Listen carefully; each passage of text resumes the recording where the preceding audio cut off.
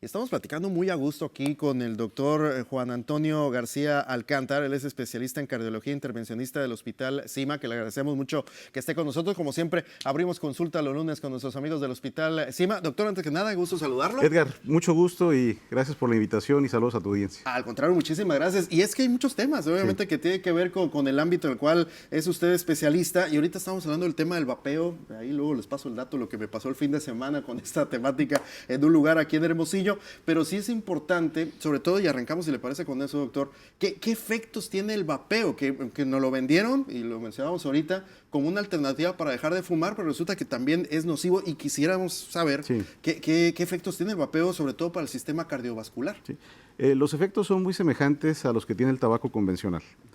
En el sentido estricto, el vapeo, como lo mencionas, fue idealizado y popularizado como una estrategia para disminuir o evitar el hábito tabáquico. Esto en relación a la dependencia de la nicotina. Entonces, el vapeo hoy en día no solo es el consumo de la nicotina, sino es el consumo de otras sustancias como tetrahidrocannabinol, eventualmente unas sustancias como la metadona, las metanfetaminas.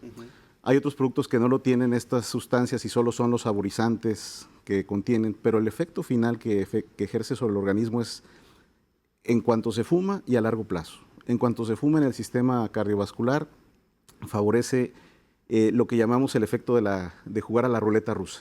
Una vapeada puede generar unas sustancias que se llaman radicales libres, estos despulir las arterias del corazón y favorecer infartos, favorecer arritmias cardíacas en el momento de fumar y en el corto plazo, y desde luego favorecer la progresión de enfermedad cardíaca en el sentido de que las arterias se van tapando, y esto es algo que empieza a expresarse en las épocas de la secundaria, de la preparatoria, pero los efectos los vamos a tener muy notorios cuando estas personas en ese hábito y en ese consumo lo tengan en los siguientes 20 o 30 años. Y basta decir que si ponemos unos equivalentes, un vial de lo que es el vapeador te puede contener lo que son 3 cajetillas de cigarro. Caray. Entonces, esa es más o menos la relación de lo que tiene la nicotina que se consume y los efectos que va a tener. Y naturalmente la combustión de las pilas y los metales que tiene, pues tiene otros efectos también negativos. Entonces, al final del día, los efectos nocivos son permanentes, son en el inicio y después a tiempo, se retiran naturalmente en el mediano plazo, pero hoy en día creo yo que es un problema que tenemos que alertar a nuestra juventud. Importantísimo. Muy importante. Y lo mencionaba ahí, que en consulta pues le preguntan, ¿no? También igual el asunto del vapeo. Y ahora ya que andamos ahí inmersos a este tema, a su campo, doctor, el tema, por ejemplo, del cáncer. Sí. ¿Qué relación tiene el cáncer y sus terapias sobre el corazón? Actualmente, Edgar, tenemos el conocimiento de una nueva especialidad emergente que se llama cardiooncología. Ajá. Esta especialidad emergente tiene la característica de conocer los efectos de ciertas terapias que se aplican en el cáncer a nivel cardiovascular. Es muy importante hacer notar y hacer saber a todas las personas que tengan algún familiar, algún conocido, que en ese sentido los oncólogos son los especialistas, los directores de la orquesta que van a estar dirigiendo la batuta, y ellos nos van a ayudar a perfilar qué riesgos tiene el paciente, cuáles son los efectos que tiene estas terapias del cáncer durante la aplicación y los efectos que vienen después. Entonces, es muy importante que estas intervenciones se hagan y se precisen en este sentido, en estas 3 etapas, antes, durante y después, porque los efectos son en organismos que ya tienen enfermedad cardiovascular previa, que tienen la predisposición a desarrollar enfermedad cardiovascular previa, y finalmente las terapias del cáncer, que pueden ser tanto medicamentos, la radioterapia u otras intervenciones, son circunstancias que a las personas que padecen y tienen estos problemas los van a llevar a tener los pueden llevar a tener daño cardiovascular, y ese daño cardiovascular generar un deterioro tanto a la respuesta a las terapias, a su calidad de vida, o a enfermar de circunstancias que van a predisponer a tener un decaimiento mayor en cuanto a lo que es el padecimiento como tal y las terapias del cáncer. Entonces, el efecto va sobre los vasos sanguíneos, sobre las arterias del corazón, sobre el músculo del corazón, sobre el sistema eléctrico cardíaco, y todos esos efectos se pueden estabilizar, controlar y eventualmente evitar cuando perfilamos y conocemos a tiempo la evolución de estos pacientes. Doctor, en qué etapa tenemos que ir nosotros con un cardiólogo? Curiosamente, el cardiólogo es un médico que entre sus valoraciones ve lo que es la medicina o la cuestión preventiva.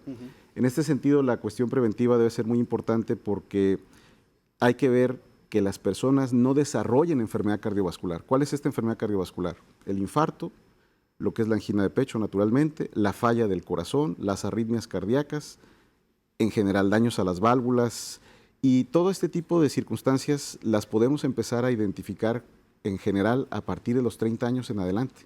En el hombre es muy importante hacerlo a partir de los 35 años porque a partir de esta edad es el riesgo de tener ciertos padecimientos cardíacos a mediano plazo, y en la mujer, creo yo, es importante hacerlo a partir o discretamente antes de lo que es el periodo de la menopausia. Estamos hablando a los 50 años, o si una mujer tuvo una menopausia precoz, que esto es a los 40 años de edad, esa es la importancia de verlo a partir de esa edad, porque nos tenemos que anticipar a explicar y a definir que no se den ciertos riesgos, corrigiendo ciertas circunstancias que van a llevar a que la persona desarrolle después estas enfermedades. Doctor, el tema de la hipertensión, que es muy importante, obviamente, Sí. que aquí en nuestro país, en Sonora, tenemos primeros lugares a nivel internacional, incluso a nivel nacional también acá en nuestra entidad. ¿Cuáles son los efectos, por ejemplo, de la hipertensión arterial en nuestro organismo? Los efectos son básicamente a nivel de los territorios vasculares, cerebro, retina en el ojo, corazón propiamente, los riñones, la aorta y las arterias periféricas. Esos son los efectos. Sí. Ahora, estimando que en la población general, mayores de 18 años, el 30% pueden ser hipertensos. Entonces, es muy importante saber que 1 de cada 3 adultos en general y hasta 4 de cada 10 pueden ser hipertensos. De ahí vienen reglas de los 50. El 50%, del 100% de hipertensos, el 50% no lo sabe. De ese 50% que son hipertensos y que lo saben, solo 50% reciben tratamiento. Y de ese 50% que reciben tratamiento, solo el 50% están controlados. Entonces nos disminuimos a un 12.5% de la población. Pero el efecto que estoy tratando de traducir o explicar es que es una de las enfermedades que si la controlamos, logramos disminuir el riesgo cardiovascular de una manera muy importante. La cuestión de la hipertensión, que es una enfermedad en general silenciosa o que no avisa, es el principal predisponente a que el corazón falle o trabaje de una manera apropiada. Es el principal predisponente de que las arterias se vayan colapsando hasta que se desarrolle lo que es la isquemia o el infarto del corazón.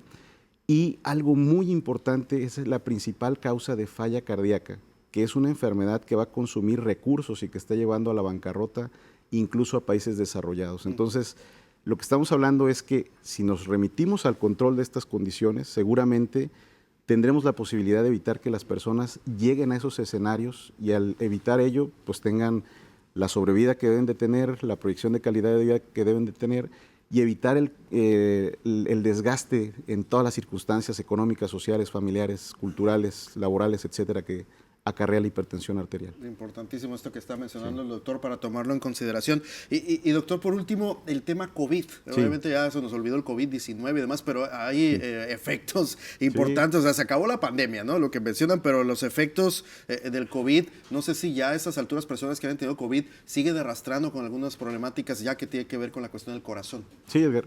Esa pregunta es muy importante porque 1 de cada 5 personas que presentó COVID, siendo asintomático, levemente sintomático o gravemente sintomático, son personas que van a tener algún daño a nivel del sistema cardiovascular. Entonces, los daños hemos mencionado que se expresan en diferentes pautas. Arritmias cardíacas, daño en el músculo cardíaco, eso se llama miocarditis, daño en una membrana que cubre el corazón que se llama pericardio, daño en lo que es las arterias del corazón, pueden favorecer trombosis o que se formen coágulos que tapen las arterias, imitar infartos o favorecer infartos.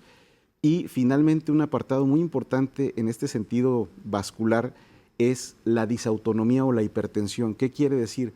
Que hemos encontrado hoy en día que las personas que padecieron COVID con mucha más frecuencia desarrollan hipertensión a más temprana edad.